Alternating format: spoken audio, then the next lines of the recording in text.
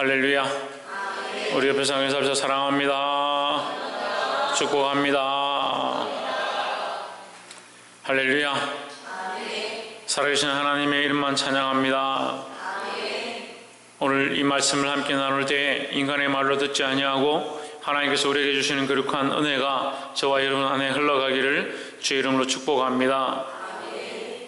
16장 말씀, 예레미야 16장 말씀, 특별히 예레미야서는 하나님께서 이스라엘에 대한 경고다. 그런데 경고인데 예레미야는 이것을 위하여 이 하나님께서 경고하시는 소리를 듣고 애곡하면서 이 백성들 앞에 중보자로 서 있다. 우리는 백성처럼 살아가고 있지만 사실은 예레미야처럼 중보자 자리에 또한 서야 한다. 그래서 정신을 차리고 중보자의 자리에 서서 하나님 마음을 백성에게 흘려보내며 백성들의 불쌍함을 하나님 앞에 간청할 수 있는 저와 여러분 되기를 주의 이름으로 축복합니다. 예, 말씀이 여호와의 말씀이 또 내게 임하니라 이르시되 2절 너는 이 땅에서 아내를 취하지 말며 자녀들을 두지 말지니라 했습니다. 아내를 맞이하지 말고 자녀를 낳지 말라. 하나님께서 처음 창조의 원리를 주신 결혼하고 생육하고 땅에 번성하고 땅에 충만하라고 하는 말씀과 배제되는 것처럼 보입니다.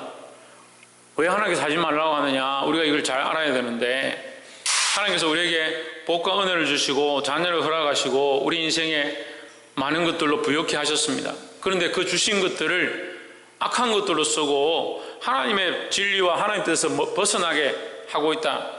그러면 우리에게 주신 자녀가 하나님의 은혜로 주어졌고 하나님의 은혜로 키워서 그들을 복음의 도구로 또 하나님 나라의 도구로 하나님이 기쁘시게 한 데 쓰면 이게 우리에게 복이 되고 또한 이 땅이 복이 되고 많은 사람들에게 거룩한 영향을 미칠 수 있는 좋은 일이 되는데 우리에게 자식을 주면 그 자식을 자기 마음대로 쓰고 진리가 아닌 편에 합당하게 키워가면 결국 하나님을 대적하는 자리밖에 안 된다. 그럼 너희가 결혼하는 것이 자녀를 낳는 것이 너희에게 준 복이 뭐가 되느냐? 오히려 너희가 더욱 하나님을 배반하고 하나님을 떠나고 죄를 짓는 모양이 되지 않느냐? 그 이스라엘의 그 풍토와 그 죄악의 모양들을 가리켜서 말씀하시는 거예요. 너희가 결국 자식을 줘도 세상의 음란함으로 키우고 너희에게 아내를 줘도 우상을 숭배하는데 그들을 팔아버리고 너희에게 재물을 줘도 세상에 즐기고 너희 자신을 부욕해 하는데 사용하고 있으니까 너희에게 주인 복이 오히려 더 악을 행하고 죄를 범하는데 사용되어진다. 그러니까 너는 차라리 결혼하지 마라. 자식을 낳지 마라. 그 예레미야에게 이렇게 얘기하는 거예요. 3절에 이곳에서 생산한 자녀와 이 땅에서 그들을 해산한 어미와 그들을 낳은 아비에 대하여 나 여호와가 이같이 말하노라. 4절에 그들은 독한 병으로 죽어도 아무도 슬퍼하지 않을 것이며 묻어두지 않아 지면의 분토와 같을 것이며 칼과 기근에 망하고 그 시체는 공중의 새와 땅의 짐승의 밥이 되리라 했습니다. 자, 이것은 이 땅에서 일어날 모습에 대해서 얘기하는 거예요. 결국 죽고 나서 그들에게 아무 영광이 없고 그 이 땅에서 슬픔만 당하게 된다. 이걸 영적으로 해석하면 결국 우리가 이 땅에서 이렇게 자기를 위해서 살고 자기 배부름을 위해서 살고 자기 영광을 쫓아가면 결국 하나님 앞에 섰을 때 우리가 받을 상급과 영광이 전혀 없다. 우리가 걱정해야 될 건요, 아이가 감기가 걸렸느냐, 지금 상태가 안 좋느냐, 힘드냐, 이 아이가 입을 것이 없느냐, 사람들 볼 때 이 아이들이 영광이 되지 않느냐, 칭찬을 받지 못하냐, 그걸 볼 게 아니라 하나님 보시기에 어떠한가. 하나님이 우리에게 자녀를 허락하셨는데 우리가 하나님 앞에 결혼할 때 하나님 은혜로 이 남편을 만났고 이 아내를 만났고 우리가 하나님 안에서 연합하여 가정을 이루겠습니다라고 했는데 왜 하나님 없는 가정을 만들고 왜 하나님 없는 자녀를 키워가느냐? 너희가 그 자녀를 짐승의 밥으로 세상의 공중의 새와 땅의 짐승, 이건 여러분 신약적으로 이미 여러분 신약에서 지금 성경 공부를 많이 해서 알고 있습니다. 새가 와서 길가에 새가 있죠. 공중의 새가 뭐예요? 마귀가 먹어버리는 거, 하나님의 말씀을 먹어버리는 거요. 짐승이 뭡니까? 마귀의 모양이에요. 우리 자녀를 사단의 밥으로 내어주는 거요. 하나님 나라의 소망을 가지게 하면 이 안에 기쁨이 있을 건데 아무도 슬퍼하지도 않고 너희가 죽어도 슬퍼하지 않고 너희가 세상에 그렇게 타협해가 죽어가고 있는데도 아무도 걱정하지 않는다. 자녀들이 영적으로 죽어가는 걸 그 생각도 안 하고 자꾸 인간적으로 생각하고 인간적으로.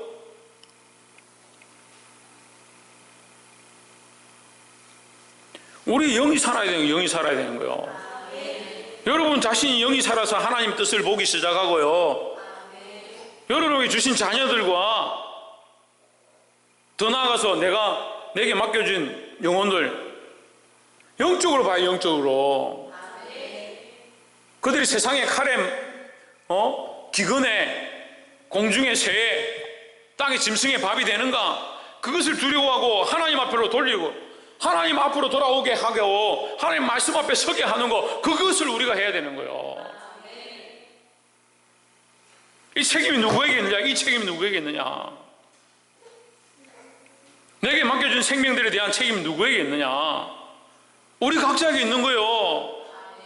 근데 계속 영적인 건 안 보고, 영적인 건 보지 않고 뭘 보느냐? 육적인 것만 보는 겁니다.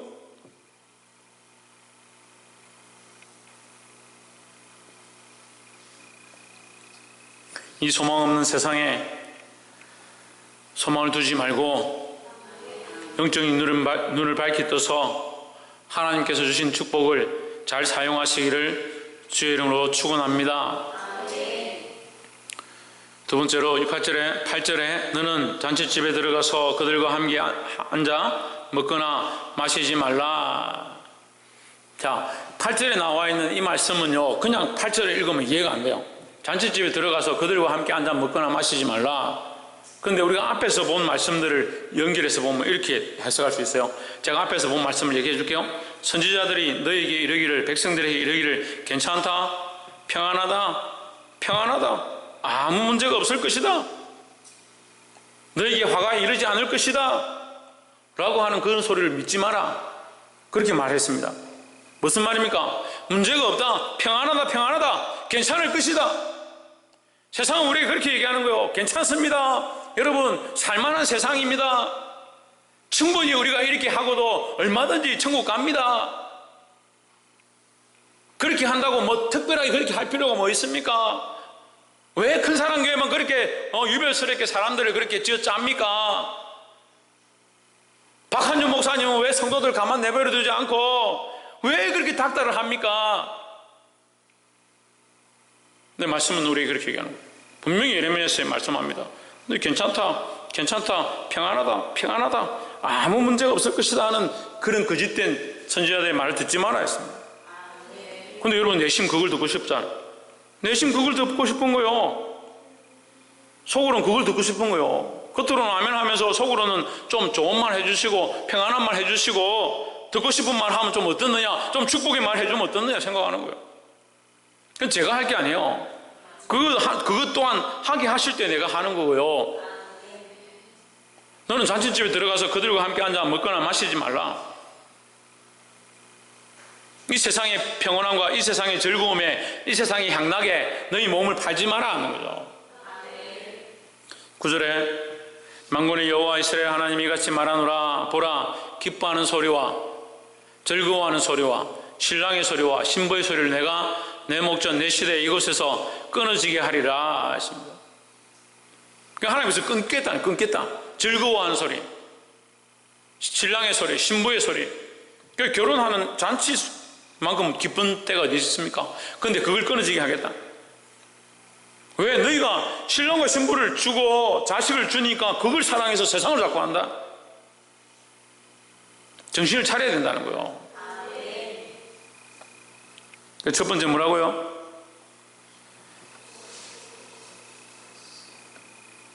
첫 번째 뭐라 했습니까? 세상에 소망을 두지 말라고요. 세상에 소망을 끊으시길 바랍니다. 두 번째로 비슷한 말씀인데, 없어질 것들에 즐거워하지 마라. 없어질 것들을 즐거워하지 마라. 사라질 것들을 즐거워하지 마라.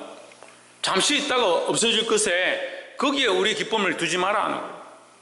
우리 기쁨이 어디 있어야 되냐? 하나님께 있어야 되는 거예요. 하나님께. 십자가를 지고 지금 고난의 길을 가는데 내게 슬픔이 있고 고통이 있다 할지라도 이것이 우리의 기쁨이 되어야 된다. 주를 위해 사는 것이 기쁨이 되어야 된다.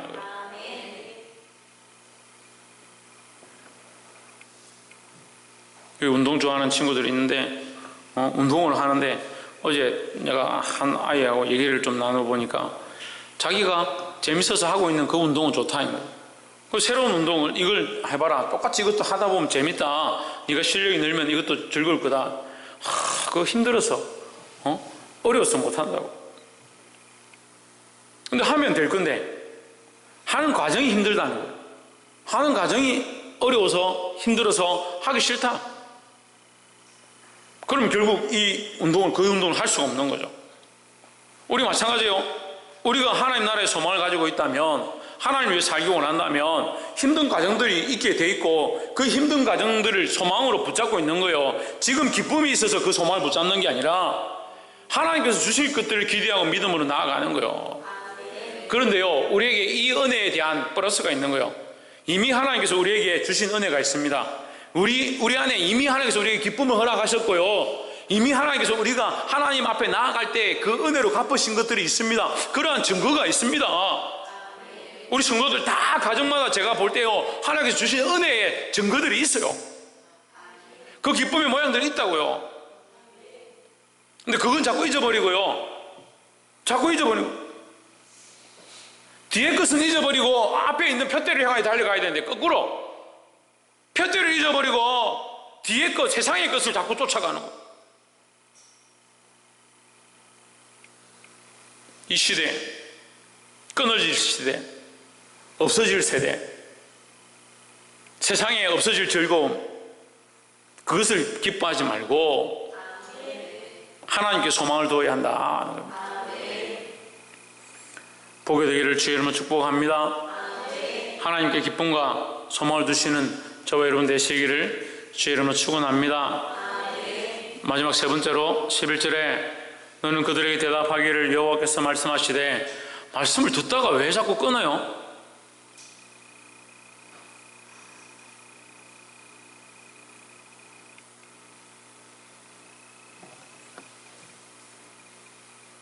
말씀을 듣다가 왜 자꾸 끊어요?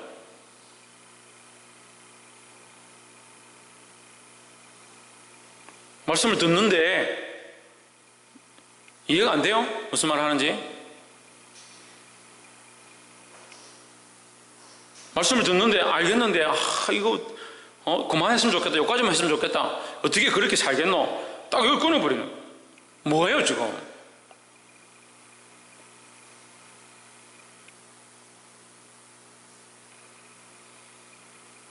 모르는 사람은 안 그러지. 차라리 아는 사람들이 지금 그렇게 하고 있으니까. 아니 뻔히 알면서 그렇게 하려면 뭐로 앉아있습니까? 여기 와가지고. 말씀을 들어야지 왜 듣다가 자꾸 끊어먹고, 들을 만큼만 듣고. 기도한다는 사람들이 대충 그 정도 하면 됐죠, 목사님. 더 이상 어떻게 합니까? 그렇게 하고 있는데 무슨 말씀을 들어요 지금?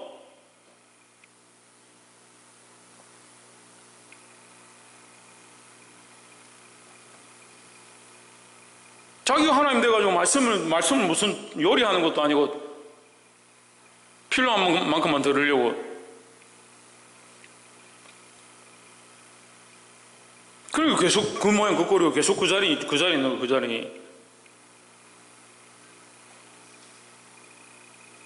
11절에 너는 그들에게 대답하기를 여호와께서 말씀하시되 너희 열조가 나를 버리고 다른 신들을 쫓아서 그들을 섬기며 그들에게 절하고 나를 버려 내 법을 지키지 아니하였습니다 했습니다.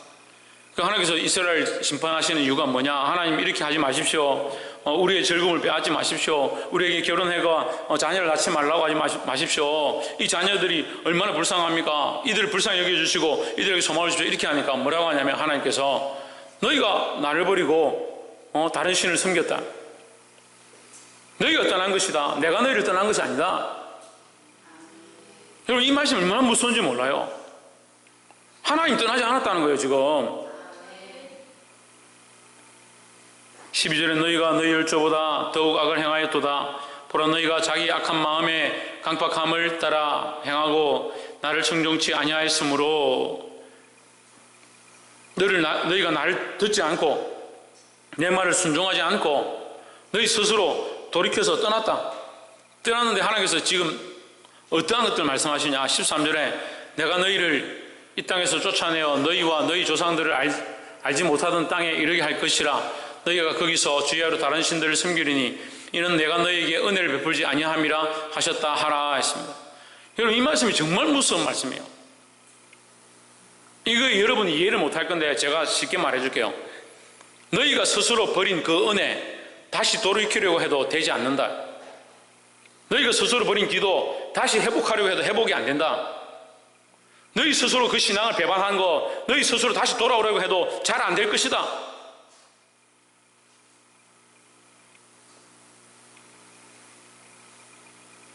너희가 하나님을 만으로 여기고 예배를 떠나고 교회를 배반하고 떠난 거 그 스스로 돌아오기가 얼마나 힘드냐네.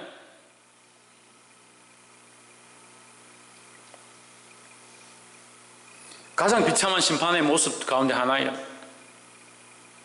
하나님 앞에 돌아오려고 발버둥 쳐도 안 돌아와지는 거예요.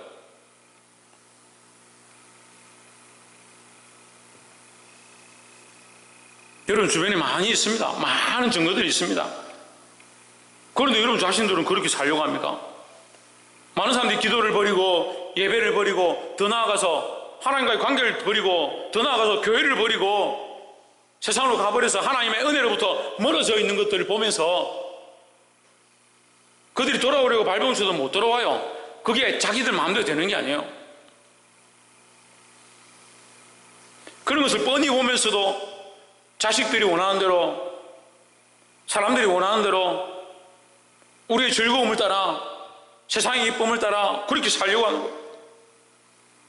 하나님 몰라도 너무 몰라요. 너무 몰라요. 하나님을 인격적으로 생각하지 않아도 너무 생각하지 않는 거예요.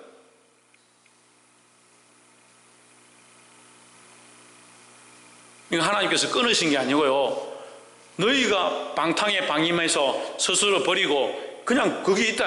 스스로를 방탕에 방임해 버리다. 스스로 하는 거예요. 스스로 그렇게 방탕하고 방임해서 그들이 돌아오려고 해도 돌아오시지 않는다. 지금 끌려가서 이방신 앞에 엎드린 그들이 그 신상 앞에 엎드리고 타협해버리고 세상에 가서 무릎 꿇은 그것을 돌이켜서 하나님 앞에 돌아오는 것이 얼마나 힘드냐. 그리 돌아올 수가 없는 거죠. 이미 포로되어서 끌려갔는데 70년 동안이나 거기 잡혀 있었습니다. 이게 영적인 의미라고요. 여러분이 믿음에서 뒤로 물러가고 나면요 돌아오는 게 얼마나 힘든지 몰라요. 그 씨름해야 되죠. 이 믿음을 회복하고자 씨름해야 되죠. 그런데 우리의 마음은 어디 있냐? 뒤로 물러가는 데는 쉽게 타협합니다. 세상의 문제는 쉽게 타협하고 뒤로 가버립니다. 그런데 다시 이 기도를 회복하고요, 다시 예배를 회복하고요, 다시 찬양을 회복하고요, 다시 하나님과 관계를 회복하는 거 너무 힘든 거예요.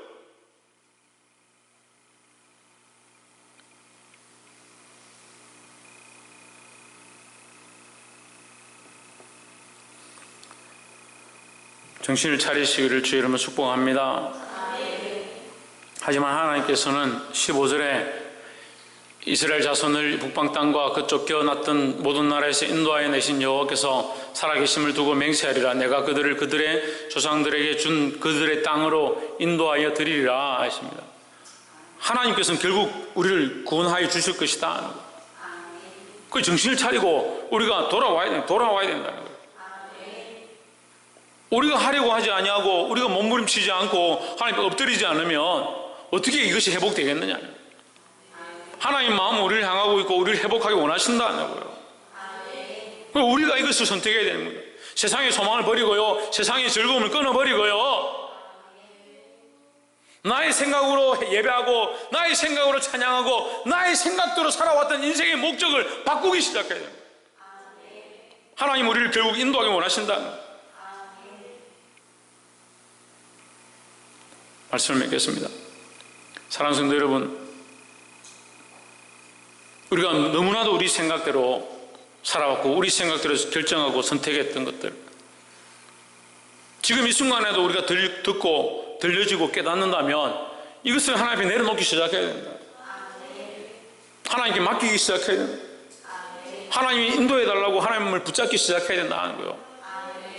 여러분, 더 이상 뒤로 물러가서 정말 회복할 수 없는 단계로, 정말 다시 돌아올 수 없는 단계로 가지 않도록 몸부림치고 기도해야 되고, 특별히 자신을 위하여, 자녀들을 위하여, 내게 맡겨준 영혼들을 위하여 하나님을 부르짖을 수 있는 저와 여러분 되시기를 주의 이름으로 축복합니다.